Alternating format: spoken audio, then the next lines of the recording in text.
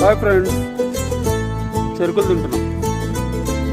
మా ఫ్రెండు పిలిచాడు వాళ్ళ తోటకి, అలా సరదాగా పండుగ వచ్చింది కదా వచ్చాము.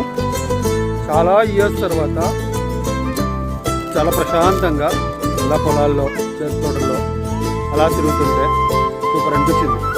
అరే కిషోర్ హాయ్ చెప్పరా. హాయ్, వేడే నా ఫ్రెండు.